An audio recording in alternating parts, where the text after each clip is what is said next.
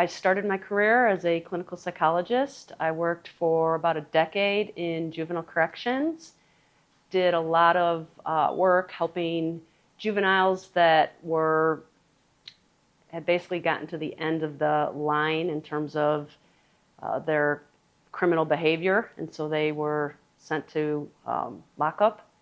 And I got a chance to work with these kids, teach them a lot of skills, help them start to turn around some of their deviant behaviors, and also just did a lot of work during that time training staff, and just kind of teaching people about psychology and how to apply it to improving themselves, and particularly in this case with kids. I worked a lot with parents and families. After I finished my sports psychology program, I got hired by the military, went out to North Carolina and worked at Fort Bragg for a decade. Part of that time was with the Army, the other part was with the Air Force.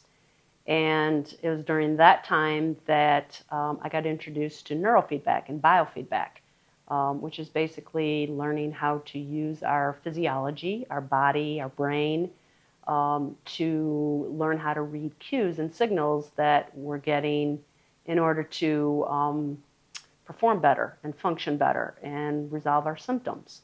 And so once I learned that, I realized there was a whole lot more to learn.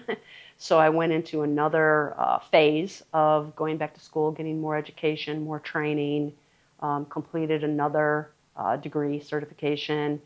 And along the way, I was able to start applying that to some of the things I was already doing with my sports psychology, my clinical psychology, that allowed me to become that much more effective in helping people, helping them learn how to use those tools to regulate their own physiology. So when they got stressed out, paying attention to their heart rate, paying attention to their breathing rate, so they could start catching those cues sooner and sooner before it kind of became this runaway train where it's harder then to reel in at that point.